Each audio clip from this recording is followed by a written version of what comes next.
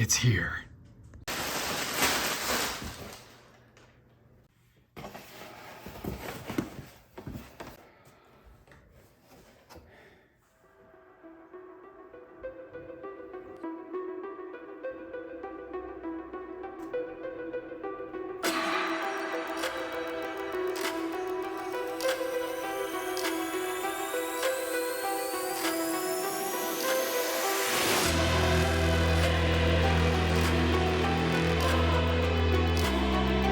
Fine.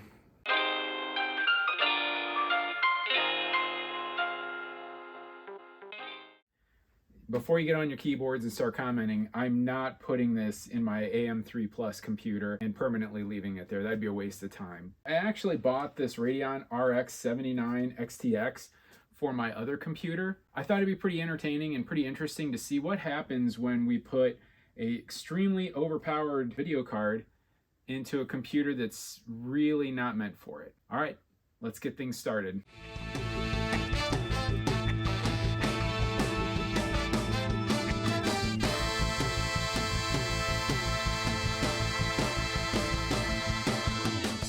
So what I have is an AMD Radeon RX 7900 XTX. It's got 24 gigs of video memory.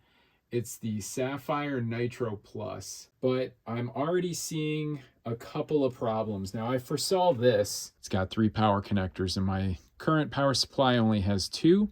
I have an adapter for that, so we can take a look at that in a minute.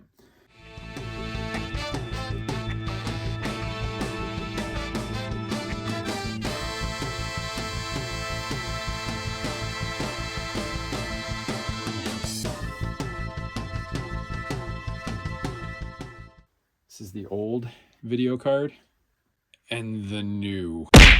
So you can see a huge difference in size. In my haste to get my old video card out, some of you will notice the problem here.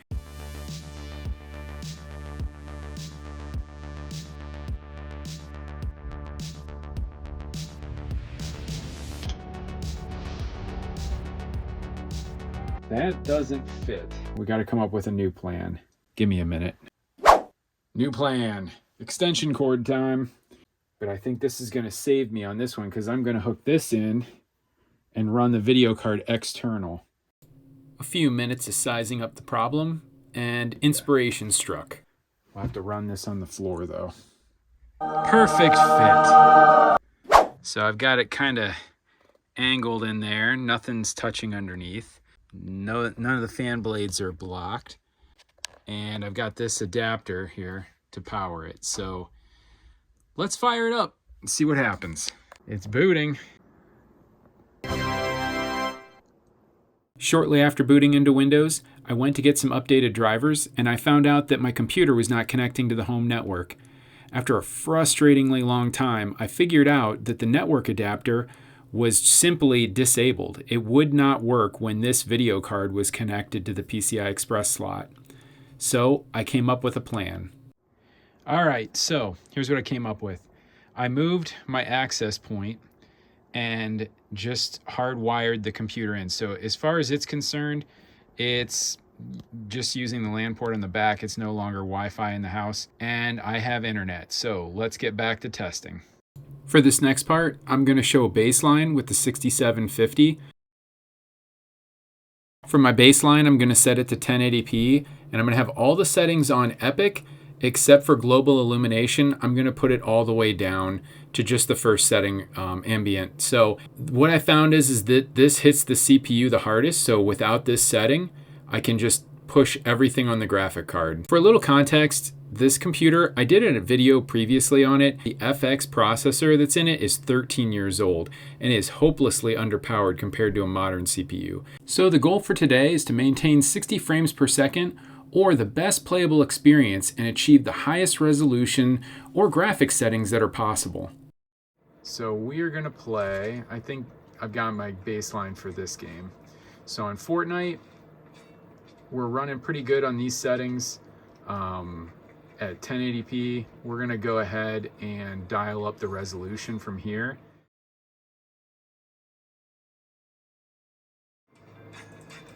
1440 still, epic settings, ambient for the global illumination. So things are still looking pretty good.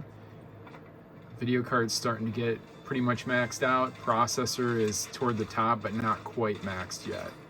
And still playable experience, 60 frames per second. Now we're down to 35 frames per second. We have major lag. So trying to run this game at 4K, not great. CPU is doing fine. The video card is at 95, 96%. So we've effectively maxed out this video card on these settings. And every time I've got the camera on, something ridiculous happens. Now I have to fight this guy with a pickaxe. I don't know if I can chalk that up to still playable. It's very laggy, but somehow I pickaxed this guy to death.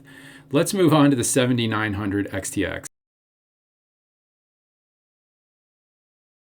All right, after some very long work and some updating of video drivers, I got everything back. It's up. I'm going to go for 1440. All my settings should be the same. Virtual shadows, everything set to epic.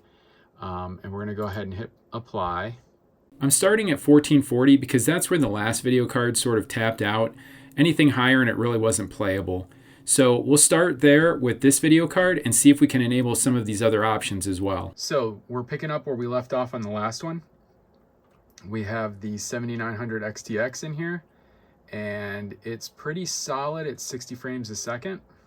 So it's behaving and running pretty much like the other one, maybe a few frames faster. The GPU is at 59% usage. CPU's at 87, so we're definitely bottlenecking the CPU at this point. Okay, we're at 4K. Let's see. So this is where we saw the other ones start to really drop off. And here, it's running actually really well. It didn't really even affect it. So we can see here that this video card was handling 4K better than the other one, which was to be expected. I'll turn up the graphics in a second, but check out this little exchange I had. Okay, all I have is this pickaxe. If I can kill him, I can take his gun. There's a gun. It's sliding, I got it. Where is he? Yes! Every time I turn the camera on, something ridiculous. So yeah, I'm at 4K and it has zero effect. So let's see if I can start dialing up some of the other effects and get this thing to actually bottleneck again. Let's check out the lighting. We'll do epic for the global illumination and see how bad this goes. Ooh, all right. The lighting's a lot different. But we're starting to get all kinds of weird artifacts. So as you can see, the textures are mostly missing. If you look, the CPU's pegged at 99%, and that's what I thought would happen when we dialed up that effect. From this point on, the CPU is pegged, but the GPU is bored. So the game is still playing, but things aren't loading and rendering, and there's a lot of stutters to the game because it's waiting on the CPU. So really, there is no more that we can squeeze out of this computer. And from here, I think we can call it a day that the 7900 really doesn't give us any benefit at all. Maybe at 4K, but as long as we don't turn on that extra shadows and lighting settings. So I tried testing a couple other games. I tried this one. My son has Beam MG. He likes to just smash the cars and play with all the physics. And honestly, there really wasn't a difference between the 6750 and the 7900 on this PC.